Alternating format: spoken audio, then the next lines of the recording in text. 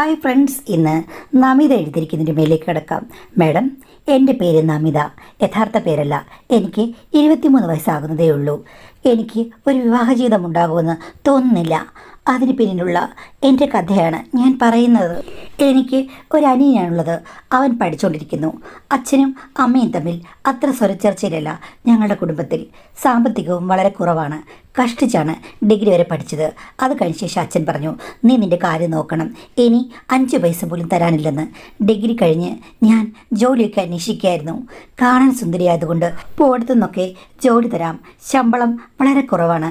അതിന് കൂട്ടത്തിൽ അവർക്ക് വേണ്ടി സ്പെഷ്യൽ ഒരു ഇൻട്രസ്റ്റും വേണമെന്നുള്ള രീതിയിലാണ് പലരും പെരുമാറിയത്. ഒരാൾ പോലും ഒരു പെൺകുട്ടി കഷ്ടത കൊണ്ട് ജോലി അന്വേഷിച്ചെന്നതല്ലേ, അങ്ങനൊരു പരിഗണനയൊന്നും ആർക്കുമില്ലായിരുന്നു. അഡ്ജസ്റ്റ്മെൻറ്റുകളുടെ കാര്യം പലരും ഒളിഞ്ഞും തെളിഞ്ഞു പറഞ്ഞു. ഒരു കമ്പ്യൂട്ടർ ഷോപ്പിൽ ഞാൻ നിന്നതാണ്. പക്ഷേ 2 മാസം പോലും നിൽക്കാൻ പറ്റില്ല. അവിടെ ഒരു സെയിൽസ്മാനും പിന്നെ അതിൻ്റെ ഓണറും എന്നോട് അനാവശ്യമായി കൊഞ്ചുകയും കുഴയുകയും അതിർത്തി കടന്ന് കൈകൾ കൊണ്ട് കൈക്രിയ കാണിക്കുകയും ചെയ്ത് കഴിഞ്ഞപ്പോഴേക്കും എനിക്ക് മനസ്സിലായി, ഇവിടെ നിന്ന് കഴിഞ്ഞാൽ ഡേഞ്ചറസ് ആണെന്ന്. 1 മാസത്തെ ശമ്പളമേ കിട്ടുള്ളൂ. 2ാമത്തെ മാസം അവസാനമായപ്പോഴേക്കും ശല്യം കൂടി. ഇനിയിപ്പോൾ ജോലിക്ക് പോകുന്നില്ല എന്ന് വിചാരിച്ച് പിറ്റേ ദിവസം രാവിലെ ഞാൻ ജോലിക്കിറങ്ങി. എന്നിട്ട് ജോലി സ്ഥലത്തേക്ക് പോയില്ല. വീട്ടിൽ തിരിച്ചു വന്നു കഴിഞ്ഞാൽ എന്തു പറയുമെന്ന് എനിക്കറിയില്ല. ഞാൻ പോയി കടപ്പുറത്ത് കുത്തിയിരുന്നു. അവിടെ ധാരാളം കാറ്റാടി മരങ്ങളുണ്ട്. അതിൻ്റെ താഴെ രാവെളുക്കുവോളം ആളുകളും കാണും. മാഡം, ഞാൻ നോക്കിക്കഴിഞ്ഞപ്പോൾ കൂടുതലും പ്രണയ ജോഡികളാണ്. കൊഞ്ചുന്നു, കെഞ്ചുന്നു, വേറെ പല പല കാര്യങ്ങളും അവിടെ നടക്കുന്നുണ്ട്. ചുരുക്കം പറഞ്ഞാൽ പ്രണയത്തിന് പോയാലും ജോലിക്ക് പോയാലും എവിടെ പോയാലും ഇതൊക്കെ തന്നെയാണ് മുഖ്യം.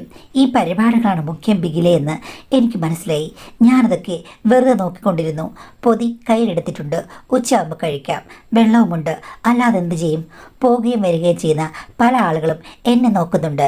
ചില ആണുങ്ങളൊക്കെ അടുത്ത് വന്ന് എന്നോട് എന്താ അവിടെ ഇരിക്കുന്നേ എന്ന് സ്നേഹപൂർവ്വം ചോദിച്ചു. ആ സ്നേഹം എന്തിനുള്ള സ്നേഹമാണെന്ന് എനിക്കറിയാവുന്നതുകൊണ്ട് ഞാൻ ഒരു മറുപടിയും കൊടുത്തില്ല.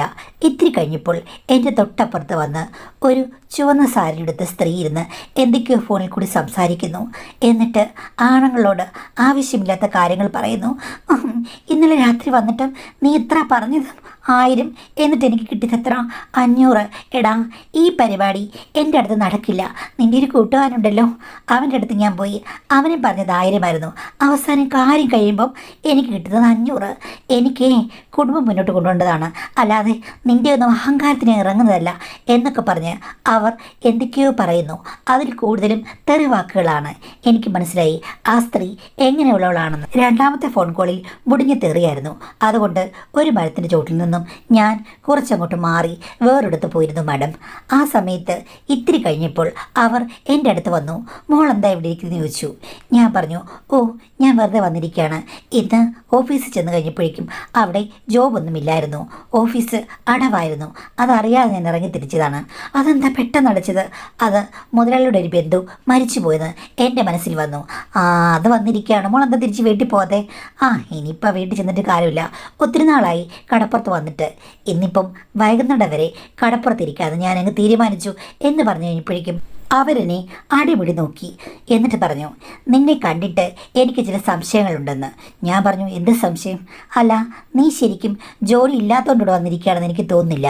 ഒന്നുകിൽ നിന്നെ ജോലിയിൽ നിന്ന് പറഞ്ഞു വിട്ടു, അല്ലെങ്കിൽ നിനക്ക് ജോലിക്ക് പോകാൻ മടിയാണ്, അതുകൊണ്ടാണ് ഇവിടെ വന്നിരിക്കുന്നത്. അത് നിങ്ങൾക്ക് എങ്ങനെ അറിയാം എന്ന് ചോദിച്ചു കഴിഞ്ഞപ്പോഴേക്കും അവർ പറഞ്ഞു, എനിക്കറിയാം. ദിവസം ഞാൻ എത്ര ആൾക്കാരെ കാണുന്നതാണ്. പിന്നെ കാണുന്ന ആളുകളുടെയൊക്കെ മനസ്സ് നിങ്ങൾ വായിക്കുമോ? അതിനുള്ള ശക്തി വല്ലതും നിങ്ങൾക്കുണ്ടോ എന്ന് ചോദിച്ചു കഴിഞ്ഞപ്പോഴേക്കും അവർ പറഞ്ഞു, മനസ്സ് മാത്രമല്ല മോളെ, മറ്റു പലതും വായിക്കുന്നുള്ളതാണ് ഞാൻ എന്നുള്ള രീതിയിൽ അവർ സംസാരിച്ചു. എനിക്ക് മനസ്സിലായി അവരോടൊന്ന് പിടിച്ചു നിൽക്കാൻ എനിക്ക് പറ്റില്ല. ഞാൻ പിന്നെ കൂടുതലൊന്നും മിണ്ടിയില്ല. അവർ പിന്നെയും പോയി മരച്ചോട്ടിലിരുന്ന് ആർക്കൊക്കെ ഫോൺ ചെയ്യുന്നു. ഇടയ്ക്ക് എന്നെ നോക്കുന്നുണ്ട്.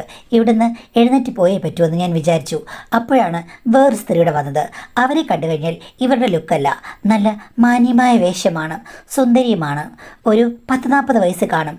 കണ്ടു കഴിഞ്ഞാൽ ഒരു നല്ല അമ്മയുടെ ഭാവമാണ് അവർക്കുള്ളത്. അവർ വന്ന് ഇവരോടെന്തോ സംസാരിക്കുന്നു. പിന്നെ രണ്ടുപേരും കൂടെ ഇരുന്ന സംസാരമായി. ഇതിനിടയ്ക്ക് ആദ്യ സ്ത്രീ ഇപ്പോൾ വന്ന സ്ത്രീയോട് എന്നെ ചൂണ്ടിക്കാണിച്ച് എന്തോ പറയുന്നുണ്ട്. ഇത് വലിയ ശല്യമായല്ലോ. ഇത്തിരി കഴിഞ്ഞപ്പോഴേക്കും ആ രണ്ടാമത് വന്ന് സുന്ദരിയായ സ്ത്രീ വന്ന് എൻ്റെ അടുത്തിരുന്നു. ഞാൻ അവരെ അനിഷ്ടത്തോടുകൂടി നോക്കി. അവർ എന്നോട് ചോദിച്ചു, മോളെന്താ ഇവിടെ തനിച്ചിരിക്കുന്നത്? ഞാൻ വെറുതെ വന്നിരിക്കുക. എന്തേ കടപ്പുറത്ത് വന്ന് തനിച്ചിരിക്കാൻ പറ്റില്ലേ? അപ്പോൾ അവരുടെ ദേഹത്തോട്ടുകൊണ്ട് പറഞ്ഞു, കടപ്പുറത്ത് വന്ന് തനിച്ചൊക്കെ ഇരിക്കാം, പക്ഷേ ഒരു കൊച്ചു പെൺകുട്ടി, അതും സുന്ദരിയായ ഒരു പെൺകുട്ടി ഇങ്ങനെ വന്ന് തനിച്ചിരിക്കുന്നു. അപ്പോൾ എനിക്ക് ചില സംശയങ്ങൾ അങ്ങ് തോന്നുന്നു. എന്താ മോളെ, പ്രണയനൈരാശ്യം കൊണ്ട് നീ കടലിൽ ചാടാനോ വല്ല വന്നതാണോ? ഞാനപ്പോൾ ചിരിച്ചു. അയ്യോ, എനിക്ക് പ്രണയനൈരാശ്യമൊന്നുമില്ല, പ്രണയിക്കാൻ ആളുമില്ല. പിന്നെ മോൾക്ക് എന്താ നൈരാശ്യം? ഞാൻ പറഞ്ഞു, എനിക്കൊരു നൈരാശ്യമില്ല. മോളുടെ ജീവിതത്തിൽ എന്തെങ്കിലും പ്രശ്നമുണ്ടോ? പ്രശ്നമില്ലാത്ത ആരെങ്കിലും ഉണ്ടോ എന്ന് ഞാനും തിരിച്ചു ചോദിച്ചു. അപ്പോൾ അവരെന്നോട് പറഞ്ഞു, മോളെ, ഞാൻ പെൺകുട്ടികൾക്ക് വേണ്ടി ഒരു തയ്യൽ യൂണിറ്റൊക്കെ നടത്തുന്നുണ്ട്. എൻ്റെ പേര് മീന. ഈ സ്ഥലത്താണ് എൻ്റെ വീട്. മോൾക്ക് തയ്യൽ പറ്റി അറിയുന്നുണ്ടെങ്കിൽ എൻ്റെ കൂടെ വാ, ഞാൻ ജോലി തരാമെന്ന്. ഞാൻ പറഞ്ഞു, അതിനെനിക്ക് ജോലിയില്ലെന്ന് ആര് പറഞ്ഞെന്ന്. അല്ല, അവൾ എന്നോട് പറഞ്ഞു, മോൾ ജോലിയോ മറ്റോ ഉപേക്ഷിച്ചിട്ട് ഇവിടെ വന്നിരിക്കുകയാണ്, മോൾക്കെന്തോ പ്രശ്നമുണ്ടെന്ന്. ഞാൻ പറഞ്ഞു, അവരുടെ മട്ടും ഭാവവും സംസാരമൊന്നും കണ്ടിട്ട് എനിക്കിഷ്ടപ്പെട്ടില്ലെന്ന്. അപ്പോൾ എന്നോട് മീനാൻറ്റി പറഞ്ഞു, മോളെ, അവൾ ഈ സിറ്റിയിൽ അറിയപ്പെടുന്ന ഒരാളാണ്. മോളുടെ വയസ്സിലാണ് അവൾ ഈ ഫീൽഡിൽ ഇറങ്ങി പുറപ്പെട്ടത്. പക്ഷേ അന്നും ഇന്നും അവൾക്ക് ദാരിദ്ര്യം മാത്രമേ ഉള്ളൂ. ഈ ഒരു രീതി കൊണ്ട് അവൾ രക്ഷപ്പെട്ടില്ല. പക്ഷേ അവൾ വന്നു കഴിഞ്ഞ ശേഷം എനിക്കും ജോലിയൊന്നുമില്ലാതെ വീട്ടിൽ ഒന്നുമില്ലാതെ ഇതുപോലെ കടപ്പുറത്ത് വന്നിരിക്കേണ്ട ഒരവസ്ഥയുണ്ടായിട്ടുണ്ട്. അന്നും ഞാൻ ഇവളെ കണ്ടിട്ടുണ്ട്. എങ്കിലും എനിക്ക് ഇത്തരം കാര്യങ്ങൾക്ക് പോകണമെന്ന് തോന്നിയിട്ടില്ല. അവളോടൊന്ന് സംസാരിച്ച് കഴിഞ്ഞപ്പോൾ അവൾ എന്നോട് പറഞ്ഞത് അവളുടെ കൂടെ ചേര് നല്ല നല്ല ആളുകൾ ഉണ്ടെന്നാണ് പറഞ്ഞത്. പക്ഷേ എനിക്ക് യാതൊരു താല്പര്യമില്ലായിരുന്നു. അതിന് കാരണം അവളെ അപ്പം തന്നെ അപ്രോച്ച് ചെയ്യുന്ന പല ആളുകളെ ഞാൻ കണ്ടിരുന്നു. എനിക്കൊന്നും അവരെ മനസ്സുകൊണ്ട് അക്സെപ്റ്റ് ചെയ്യാൻ പറ്റിയില്ല. അവൾ എന്നോട് പറഞ്ഞത്, ഇത്തരം ഒരു തൊഴിലിറങ്ങിക്കഴിഞ്ഞ് കഴിഞ്ഞാൽ ആളുകളെ ഏത് രീതിയാണെങ്കിലും സ്വീകരിക്കണമെന്ന്. അത് എനിക്കൊരിക്കലും പറ്റില്ല. എനിക്ക് ചോയ്സുകളുണ്ട്. എനിക്ക് ഇഷ്ടപ്പെട്ട സുന്ദരന്മാരോ അല്ലെങ്കിൽ എനിക്ക് ഏറ്റവും ഇഷ്ടപ്പെട്ട ആളുകളെ മാത്രമേ ഈ ഒരു കാര്യത്തിലാണെങ്കിലും എനിക്ക് സ്വീകരിക്കാൻ പറ്റുകയുള്ളൂ. പക്ഷേ പേരായി കഴിഞ്ഞാൽ, ഇങ്ങനെ നടന്നു കഴിഞ്ഞാൽ മനുഷ്യർ നമ്മളെ കൺസിഡർ ചെയ്യുന്നത് തീരെ താഴ്ന്ന നിലവാരത്തിലായിരിക്കും. അപ്പോൾ നമ്മൾ സ്റ്റാൻഡേർഡായുള്ള രീതിയിൽ പെരുമാറാനും സ്റ്റാൻഡേർഡായിട്ടുള്ള ആളുകളെ കണ്ടെത്താൻ പഠിക്കണമെന്ന് എനിക്ക് അന്നേ മനസ്സിലായി. ഇവളിൽ നിന്ന് മാറിയാണ് ഞാൻ എൻ്റേതായ രീതിയിൽ സ്റ്റാർട്ട് ചെയ്തത്. അപ്പോൾ ആൻറ്റിയും ഈ ഫീൽഡിലാണോ? അപ്പോൾ അവർ പറഞ്ഞു, ആയിരുന്നു. ഇവളെപ്പോലെ ആകരുതെന്ന് അന്ന് ഞാൻ തീരുമാനിച്ചതാണ്. കാരണം പോകുകയാണെങ്കിൽ നല്ല മനുഷ്യരുടെ ഒപ്പം മാത്രം. പണവും വേണം, അവർക്ക് സൗന്ദര്യവും വേണം, വൃത്തിയും വേണം. അങ്ങനെ എൻ്റെ ചോയ്സ് നടക്കണമെന്നുണ്ടെങ്കിൽ ഇവളെപ്പോലെ നടന്നു കഴിഞ്ഞാൽ ഒരിക്കലും പറ്റില്ലെന്ന് അന്നേ മനസ്സിലാക്കിയത് കൊണ്ട് ഞാൻ വേറൊരു വഴിയിലാണ് ട്രൈ ചെയ്തത്. അതെങ്ങനെയാണ് ആൻറ്റി എന്ന് ചോദിച്ചു കഴിഞ്ഞപ്പോഴേക്കും അവർ പറഞ്ഞു, എൻ്റെ വീടിൻ്റെ അടുത്ത് സിറ്റിയിൽ പല വീടുകളിൽ ജോലിക്ക് പോകുന്ന ഒരു ചേച്ചിയുണ്ട്. ചേച്ചി ഇത്തരം കഥകളൊക്കെ നിറം പിടിപ്പിച്ച് പറഞ്ഞ് കേട്ടിട്ടുണ്ട്. സാറിനാണെങ്കിൽ എന്നെ കാണുമ്പോഴേക്കും ഞാൻ അടിക്കുകയും തുടക്കുകയും ഒന്നും വേണ്ട, അതിന് സമ്മതിക്കില്ല എന്നൊക്കെ പറഞ്ഞ് പൊടിപ്പും തൊങ്ങൽ വെച്ചങ്ങ് പറയും. അവരെ കാണാൻ അത്ര സുന്ദരിയൊന്നുമല്ല, പക്ഷെ പോകുന്ന വീട്ടിലെ സാറുമാരെല്ലാം സുന്ദരന്മാരാണെന്നും അവരും അവരുടെ മക്കളും അടക്കം എല്ലാവർക്കും ചേച്ചി മറ്റു കാര്യങ്ങൾക്ക് ആവശ്യമുണ്ടെന്നും പുറകെ നടക്കുകയാണെന്നൊക്കെയാണ് ചേച്ചിയുടെ കഥകളിൽ പറയുന്നത്. ചുരുക്കം പറഞ്ഞാൽ ചേച്ചി ഏത് വീട്ടിൽ പോയാലും അവിടുത്തെ ഗൃഹനാഥനും ആൾക്കാരും ചേച്ചിയുടെ പുറകെ കൂടും. ഈ ഉണക്കച്ചുള്ളി പോലെ ഇരിക്കുന്ന ചേച്ചിയുടെ പുറകെ ഇത്രയും ആണുങ്ങൾ, അത് സൗന്ദര്യമുള്ളവരും പണമുള്ളവരും പദവിയുള്ളവരും എന്തിനു കൂടണം എന്ന് ഞാൻ ആലോചിച്ചു. ഇനി അവർ പറഞ്ഞത് വല്ല ബടായുമായിരിക്കുമോ അതോ ഇനി ഉള്ളതാണോ എന്നൊന്നും എനിക്കറിയില്ല. ഒരു ദിവസം തരം കിട്ടിക്കഴിഞ്ഞപ്പോഴേക്കും ജീവിക്കാൻ ബുദ്ധിമുട്ടാണ്, എനിക്കും കുളത്തിലിറങ്ങി ചൂണ്ടയിടണം എന്നുള്ള രീതിയിൽ ഞാൻ സംസാരിച്ച് കഴിഞ്ഞപ്പോഴേക്കും അവർ പറഞ്ഞു, അതിനെന്താ മോളെ, നിനക്ക് താല്പര്യമുണ്ടെങ്കിൽ എത്ര സാറുമാരാണ്, എല്ലാം വലിയ വലിയ ആൾക്കാരാണ്, കാറിൽ വന്ന് മോളെ ഇവിടെ നിന്ന് കൊണ്ടുപോകും എന്ന് പറഞ്ഞു. ഞാൻ പറഞ്ഞു, അതൊക്കെ ശരിയാണ്, കാറുണ്ടെങ്കിലും സാറാണെങ്കിലും പണമുണ്ടെങ്കിലും എനിക്ക് പണം വേണം. പക്ഷേ എനിക്ക് കാണാൻ ഇഷ്ടപ്പെടുന്ന ആൾക്കാരോട് മാത്രമേ എനിക്കൊരു താല്പര്യം ഉണ്ടാവൂ. അതുകൊണ്ട് ചേച്ചി, പണത്തിന് വേണ്ടി എല്ലാ കാര്യങ്ങൾക്കൊന്നും എന്നെ കിട്ടില്ല. എനിക്കൊരാളെ കണ്ടു കഴിഞ്ഞാൽ ഇഷ്ടപ്പെടുകയാണെങ്കിൽ മാത്രം ബാക്കിയൊക്കെ പറ്റുകയുള്ളൂ എന്ന് പറഞ്ഞു. അപ്പം ചേച്ചി പറഞ്ഞു, അതൊന്നും നടക്കുന്ന കാര്യമില്ല, വലിയ വലിയ പണക്കാരും മുതലാളിമാരും ഒക്കെയാണ്, അവരൊക്കെ ഓൾറെഡി സൗന്ദര്യമുള്ളവരാണ്. പിന്നെ മുതലാളിമാരും പണക്കാരും എല്ലാം സൗന്ദര്യമുള്ളവർ മാത്രമാണെങ്കിൽ ഈ ലോകത്തിൽ എന്താ കാര്യം? അതുകൊണ്ട് അതൊന്നും പറ്റില്ല ചേച്ചി, എനിക്ക് ആഗ്രഹമുണ്ട്, പക്ഷേ ഇഷ്ടപ്പെട്ട ആളുകളോട് മാത്രം ഓ, അങ്ങനെയാണെങ്കിൽ കാര്യങ്ങളൊക്കെ ഡിഫിക്കൽട്ടായിരിക്കും. കാര്യം അവരെ ഞാൻ കാണിച്ചു തന്നു, നിന്നെ ഒന്ന് പരിചയപ്പെടുത്തി. അപ്പോൾ നിനക്ക് അവരെ ഇഷ്ടമില്ലെങ്കിൽ നീ മുഖം വെട്ടിത്തിരിഞ്ഞ് പോയി കഴിഞ്ഞാൽ അവരെന്നെക്കുറിച്ച് എന്ത് വിചാരിക്കും? അപ്പോൾ ചേച്ചി എല്ലാവർക്കും വെൽക്കമാണോ? ആ, പണക്കാരുമൊക്കെ അല്ലേ, സാറുമാരൊക്കെ അല്ലേ, എനിക്ക് പ്രശ്നമൊന്നുമില്ല, ഞാൻ ആരെ സ്വീകരിക്കും. പക്ഷേ എനിക്കത് പറ്റില്ല ചേച്ചി. അപ്പോൾ ചേച്ചി പറഞ്ഞു, പിന്നെ ഞാനെന്ത് ചെയ്യാനാണ്, എനിക്ക് നിന്നെ സഹായിക്കാൻ പറ്റില്ല. കാര്യം അവരുടെയൊക്കെ വഴക്കോ അല്ലെങ്കിൽ വിരോധമോ ഞാൻ വാങ്ങിച്ച് കെട്ടേണ്ടി വരും. നീ പോയിട്ട് ഇഷ്ടമല്ലെന്ന് പറഞ്ഞ് തിരിച്ചു പോന്നു കഴിഞ്ഞാൽ എനിക്കല്ലേ പ്രശ്നം. ഞാൻ പറഞ്ഞു, ചേച്ചി ഒരു കാര്യം ചെയ്യും, ഞാൻ ചേച്ചിയോട് പറഞ്ഞത് ചേച്ചി ഒന്ന് കേൾക്കാൻ, എന്നെ ഒന്ന് സഹായിക്കും. ഇങ്ങനെ സ്വഭാവമുള്ള നിന്നെ ഞാൻ എങ്ങനെ സഹായിക്കാനാണ് എന്ന് പറഞ്ഞപ്പോൾ ഞാൻ പറഞ്ഞു, ചേച്ചി ഇങ്ങനെയുള്ള ആൾക്കാരുണ്ടല്ലോ, അതിൽ ചേച്ചി എന്നെ ദൂരെ നിർത്തി കാണിച്ചാൽ മതി. അല്ലെങ്കിൽ ജസ്റ്റ് ചേച്ചിയുടെ ബന്ധുവാണെന്ന് പറഞ്ഞ് അവരെ ക്യാഷിലായിട്ട് പരിചയപ്പെടുത്തുക. എന്നിട്ട് ആ ആണുങ്ങളിൽ കാണാൻ കൊള്ളാവുന്ന ആൾക്കാരെ, എനിക്ക് ഇഷ്ടപ്പെട്ട ആൾക്കാരാണ്, ഓക്കെ ആണെന്നുണ്ടെങ്കിൽ ഞാൻ റെഡിയാണ്. അവരോട് ഞാൻ ഇങ്ങനെയാണെന്നോ ഇതിന് തയ്യാറാണെന്നോ ഒന്നും ചേച്ചി പറയരുത്. ചേച്ചി ഇഷ്ടപ്പെട്ട് കഴിഞ്ഞ് കഴിഞ്ഞാൽ ഞാനൊരു സിഗ്നൽ തരാം. അപ്പോൾ ചേച്ചി അവരോട് പറയണം, എൻ്റെ കസിനാണ്, അവളിങ്ങനെ ഒരു കന്നി പെണ്ണായിട്ട് നടക്കുകയാണ്, അവൾക്ക് താല്പര്യമുണ്ട് എന്നൊക്കെ പറയണം എന്ന് പറഞ്ഞ് ഞാൻ ചേച്ചിക്കൊരു സ്ട്രാറ്റജി പറഞ്ഞു കൊടുത്തു. ചേച്ചി എന്നെ അടിമുടി നോക്കിയിട്ട് പറഞ്ഞു, എടീ നീ വലിയൊരു കില്ലാടിയാണല്ലോ, ഈ ചെറുപ്രായത്തിലെ നിനക്കിതൊക്കെ എങ്ങനെ മനസ്സിലായി? ഒരു കണക്കിന് നോക്കുമ്പോൾ നീ പറഞ്ഞത് കറക്റ്റാടി. എനിക്കും ഇഷ്ടമില്ലാത്ത ചോയ്സുകളൊക്കെ അനുഭവിക്കേണ്ടി വന്നിട്ടുണ്ട്. പക്ഷേ പണം കിട്ടുന്നതോർത്ത് ഞാൻ അതങ്ങ് സഹിച്ചു. പക്ഷേ ആ മെൻറ്റാലിറ്റി അല്ലാതെ നിന്നെപ്പോലുള്ള മെൻറ്റാലിറ്റിയാണ് നല്ലത്. ഇഷ്ടമുള്ള ആളുകൾ മാത്രം, അല്ലാത്തവരെ അവോയ്ഡ് ചെയ്യുക. എന്നാലോ ആളുകളെ പിണക്കാനും പാടില്ല. അത് കൊള്ളാം മോളെ, നിനക്ക് ബുദ്ധിയുണ്ടെന്ന് അവർ പറഞ്ഞു. അങ്ങനെയാണ് ചേച്ചിയുടെ ചില സാറുമാരും മക്കളും ഒക്കെ നിൽക്കുന്ന സ്ഥലത്തേക്ക് ചേച്ചീനെ വിളിക്കും. സ്വാഭാവികമായി ഞാൻ അവിടെ ചെന്നു, എന്നെ കണ്ടു എന്നുള്ള മട്ടിൽ പെരുമാറും. ചേച്ചി പരിചയപ്പെടുത്തും, എൻ്റെ അയൽവാസിയാണ്, എൻ്റെ കസിനാണെന്നൊക്കെ. അപ്പോൾ അവർ ചേച്ചിയുടെ സ്വഭാവം ഓർത്ത് എന്നെയും ഒന്ന് നോക്കും. ഞാനിപ്പോൾ അവർക്ക് സിഗ്നലൊന്നും കൊടുക്കില്ല, എങ്കിലും ഒരു നാണം, ഒരു പുഞ്ചിരി സമ്മാനിക്കും. ഞാൻ പോയി കഴിയുമ്പോഴേക്കും സ്വാഭാവികമായിട്ടും നല്ല പെണ്ണാണല്ലോ എന്നവർ ചോദിക്കും. അപ്പോൾ ചേച്ചി പറയും, ആ അവളാണെങ്കിൽ ഇങ്ങനെയൊക്കെയുള്ള ആറ്റിറ്റ്യൂഡ് ഉണ്ടോ എന്നറിയില്ല, പണത്തിന് ആവശ്യമുണ്ട്, ജോലിയൊന്നും ആയിട്ടില്ല, ഒത്തിരി പ്രാരാബ്ദമുള്ളൊരു പെണ്ണാണ്, ആഞ്ഞു പിടിച്ചു കഴിഞ്ഞാൽ നമുക്ക് ഒന്ന് റെഡിയാക്കാം സാറേ എന്നുള്ള രീതിയിൽ പറഞ്ഞ് എൻ്റെ ഡിമാൻഡ് കൂട്ടും. അങ്ങനെ അവരെ കൊതിപ്പിച്ച് നല്ലൊരു ഓഫർ തന്നിട്ടാണ് ചേച്ചി എന്നെ അവിടെ അടുത്തേക്ക് വിടുക. മോളെ, ആദ്യത്തെ 5 വർഷക്കാലമില്ലേ ഞാനങ്ങ് കന്നി പെണ്ണായിരുന്നു, ആരെയും ഞാൻ കണ്ടിട്ടുമില്ല, എനിക്കൊരാണുങ്ങളെ അറിയുകയില്ല. പിന്നെ കുറച്ചൊക്കെ പ്രായമായി കഴിഞ്ഞപ്പോഴാണ് ഞാൻ ആ ആറ്റിറ്റ്യൂഡ് മാറ്റിയത്. എങ്കിലും ഇതേപോലെ തന്നെയായിരുന്നു, എനിക്ക് ഇഷ്ടപ്പെട്ട ആൾക്കാരെ മാത്രമേ ഞാൻ സ്വീകരിക്കൂ, ഇഷ്ടമില്ലാത്തവരെ ഞാനെടുത്ത് കടലിലെറിയും. ഇതായിരുന്നു എൻ്റെ ആറ്റിറ്റ്യൂഡ്. പിന്നീട് എന്നോട് ഭയങ്കര പ്രേമം ഒരു സാറിന്.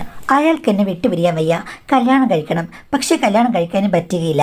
അങ്ങനെ ആയി കഴിഞ്ഞപ്പോഴേക്കും പുള്ളിയുടെ ഒരു ഡ്രൈവർ ഉണ്ടായിരുന്നു, വിശ്വസ്തനായ ഡ്രൈവർ.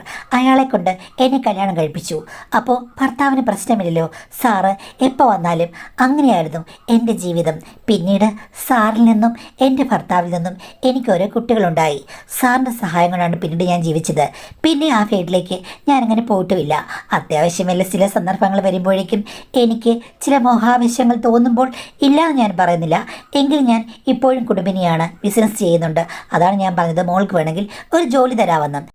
ഇനി അതല്ല, എന്തെങ്കിലും വേറെ പ്രശ്നങ്ങളുമായി വന്ന് മോളിവിടെ കുത്തിരിക്കുകയാണ്, എൻ്റെ തന്നെ ആറ്റിറ്റ്യൂഡാണ് മോൾക്ക്, സഹകരണ മനോഭാവം ഉണ്ടെങ്കിൽ ആ രീതിയിലും ആൻറ്റിക്ക് കാര്യങ്ങളൊക്കെ അറേഞ്ച് ചെയ്യാൻ പറ്റും. എന്നെ വിശ്വസിക്കുകയാണെങ്കിൽ മാത്രം നമുക്ക് നമ്പർ കൈമാറാം. മോളുടെ യഥാർത്ഥ പ്രശ്നം എന്നോട് പറയുകയും ചെയ്യാമെന്ന് പറഞ്ഞു. അപ്പോഴാണ് ഞാൻ കഷ്ടപ്പാടുകളെ പറ്റിയും ബുദ്ധിമുട്ടുകളെ പറ്റിയും അവരോട് സംസാരിച്ചത്. അവർ പറഞ്ഞു, എടി നിൻ്റെ സൗന്ദര്യം വെച്ച് നിനക്ക് ഈ ലോകം മുഴുവനും വിലയ്ക്ക് വാങ്ങാം, കുറച്ചുകൂടെയൊക്കെ നീ ഒന്ന് മോഡേൺ ആയാൽ മതി. പിന്നെ ഞാനൊക്കെ പണ്ട് കഷ്ടപ്പെട്ട് സാഹചര്യമുണ്ടാക്കി ഒരാളെ പോയി കണ്ട് ഇഷ്ടമാണോ ഇഷ്ടമല്ലയോ എന്നൊക്കെ തീരുമാനിച്ചിട്ട് കാര്യങ്ങൾ നടത്തി. ഇപ്പം അങ്ങനല്ലല്ലോ, വാട്സാപ്പിൽ കൂടെ അയാളുടെ ഒരു വീഡിയോയോ ഫോട്ടോ അയച്ചു കഴിഞ്ഞ് കഴിഞ്ഞാൽ ഓക്കെ ആകും. പിന്നെ മോളുടെ ഒരു വീഡിയോയോ ഫോട്ടോയോ ഒക്കെ അവർക്ക് അയച്ചു കൊടുത്താലും കാര്യങ്ങളൊക്കെ ആകും. അയ്യോ ചേച്ചി, എൻ്റെ ഫോട്ടോ വീഡിയോ ഒന്നും അങ്ങനെ അയച്ചു കൊടുക്കാൻ പാടില്ല. അപ്പോൾ ചേച്ചി പറഞ്ഞു, എടി ഒരു കാര്യമുണ്ട്, നീ ഈ റീൽസ് മറ്റും ചെയ്യില്ലേ? ആ ഉണ്ട്, ഒരു കാര്യം ചെയ്യുക, ഒരു റീൽസ് എടുക്കുക. എന്ത് റീൽസ്? മോള് റീൽസിൻ്റെ മുന്നിൽ നിന്നിട്ട് പഞ്ചവർണ്ണ പൈങ്കിളി പെണ്ണെ എന്നൊക്കെ പറഞ്ഞ് ചുണ്ടൊക്കെ അനക്കി വളരെ സുന്ദരിയായി ഫിൽറ്ററൊക്കെ ഇട്ട് നല്ലൊരു സുന്ദരിയായിട്ട് റീൽസ് ചെയ്യുക. ഒരു പാട്ടോ വേറെന്തെങ്കിലും പാട്ടോ ആകാം, റൊമാൻറ്റിക് ആയിരിക്കണം. ആണുങ്ങളെ മയക്കുന്ന ഭാവത്തോടുകൂടി കള്ളക്കണ്ണെറിഞ്ഞ് ഒരു നല്ല സോങ്, എന്നിട്ട് ആ റീൽസ് ചേച്ചിക്ക് ഇങ്ങ് തന്നാൽ മതി, ചേച്ചി ഇത് അയച്ചു കൊടുക്കാം. അതെന്തിനാ ചേച്ചി? എടീ, റീൽസ് ആകുമ്പോൾ ആർക്ക് വേണമെങ്കിലും അയച്ചു കൊടുക്കാം, ഫോട്ടോ വീഡിയോ കോൾ പോലൊന്നും അല്ലല്ലോ, സേഫ് ആയിരിക്കും. അത് കൊള്ളാം.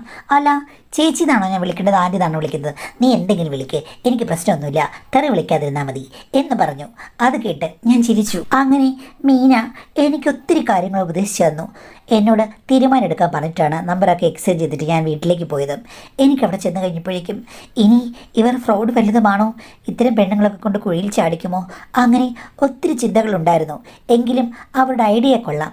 ഇഷ്ടപ്പെട്ട ആണുങ്ങൾ, അവരുമായുള്ള സംഗമം, അതിൽ നിന്നുള്ള പൈസ.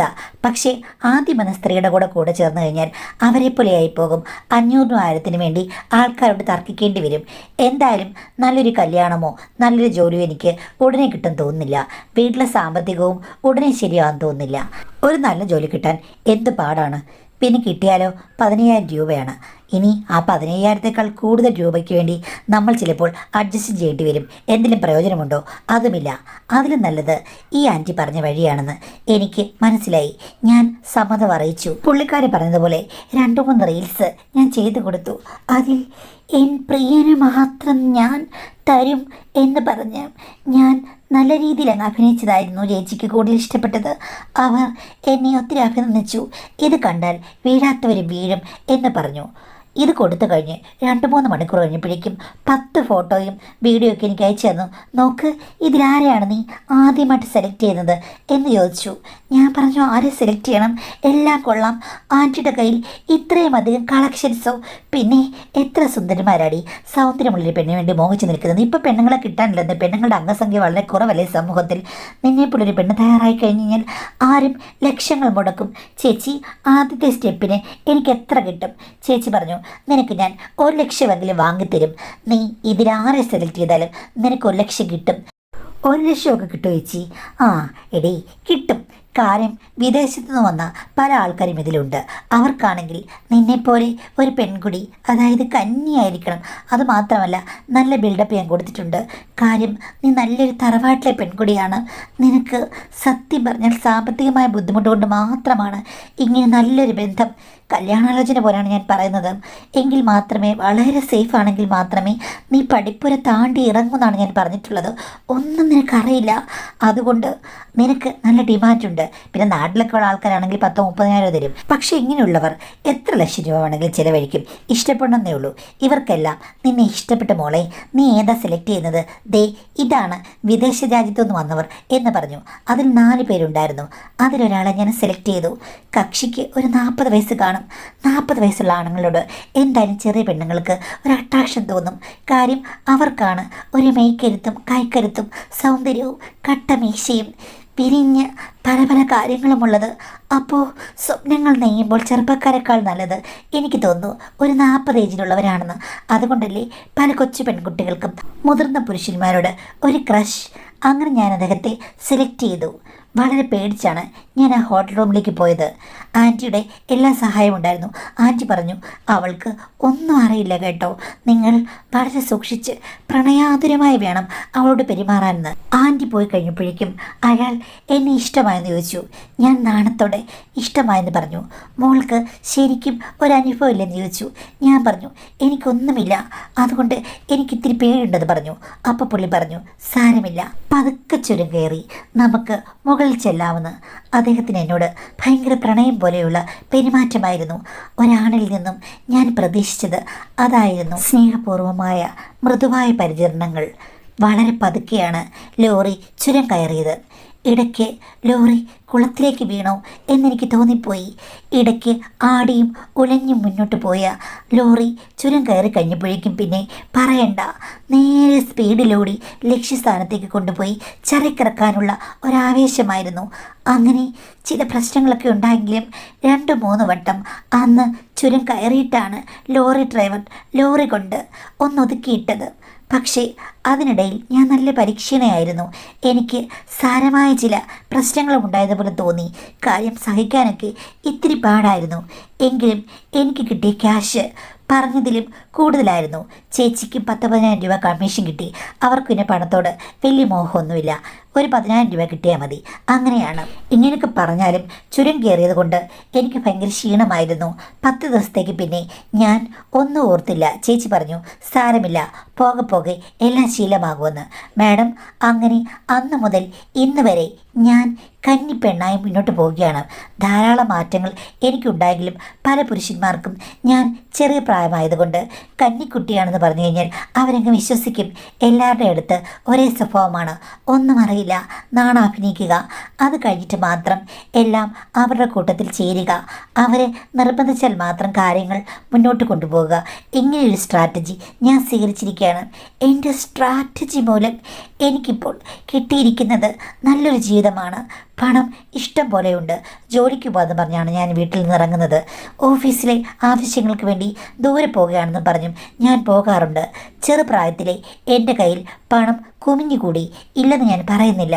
പക്ഷേ ഇപ്പോൾ ഞാൻ ഓർക്കുകയാണ്, ഞാനൊരു വിവാഹം കഴിക്കാൻ യോഗ്യയാണോ? മാഡത്തിൻ്റെ പല വീഡിയോസ് ഞാൻ കേട്ടിട്ടുണ്ട്. ഇങ്ങനെ ആറ്റിറ്റ്യൂഡുള്ളവർ കല്യാണം കഴിക്കാതിരിക്കുന്നതാണ് നല്ലത്. അപ്പോൾ ഞാൻ വിവാഹത്തിനുള്ള യോഗ്യതയുള്ള സ്ത്രീയാണോ? അതോ വിവാഹം കഴിക്കാതെ ഇങ്ങനെ പോയാൽ മതിയോ മാഡം? എന്താണ് മാഡത്തിൻ്റെ അഭിപ്രായം? മറ്റൊരാളെ എനിക്ക് ഒരിക്കലും ദ്രോഹിക്കാൻ യാതൊരു താല്പര്യമില്ല. കള്ളത്തിന് പറഞ്ഞുകൊണ്ട് കല്യാണം കഴിക്കാൻ എനിക്ക് പറ്റില്ല എന്നാണ് പറഞ്ഞിരിക്കുന്നത്. എന്തായാലും പെട്ടെന്ന് പണം ഉണ്ടാക്കാൻ വേണ്ടിയിട്ട് ഈ വഴിക്ക് ഇറങ്ങി നടക്കുക എന്ന് പറഞ്ഞാൽ നമുക്ക് ന്യായീകരിക്കാൻ പറ്റുന്നൊരു സംഭവമല്ല. അതിനെ ഞാൻ ഒട്ടും അനുകൂലിക്കുന്നില്ല.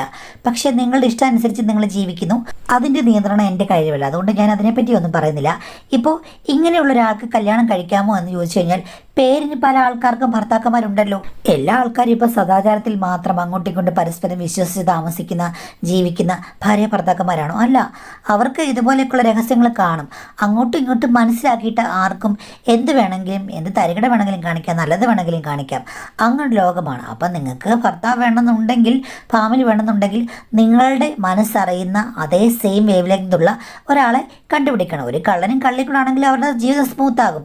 ഇനി ഒരു രാജാവും ഒരു രാജ്ഞിയും കൂടെ ആണെങ്കിൽ അവരുടെ ജീവിതം സ്മൂത്താകും. അത്രയേ ഉള്ളൂ. അപ്പോൾ വിവാഹം നിങ്ങൾക്ക് ആവശ്യമാണെന്ന് വെച്ച് കഴിഞ്ഞാൽ നിർബന്ധിച്ചുള്ള ആവശ്യങ്ങളൊന്നുമില്ല. നിങ്ങൾക്ക് തോന്നുകയാണെന്നുണ്ടെങ്കിൽ നിങ്ങളുടെ മനസ്സറിയുന്ന, നിങ്ങളുടെ സ്വഭാവം അറിയുന്ന ഒരാളെ കണ്ടുപിടിച്ച്, മറ്റേ അവർ ആൻറ്റിയില്ലേ, അവർക്കൊരു ഭർത്താവ് വന്നില്ല എന്ന് പറഞ്ഞ പോലെ അണ്ടർസ്റ്റാൻഡിംഗ് ആയിട്ടൊരു കുടുംബജീവിതം നടത്താം.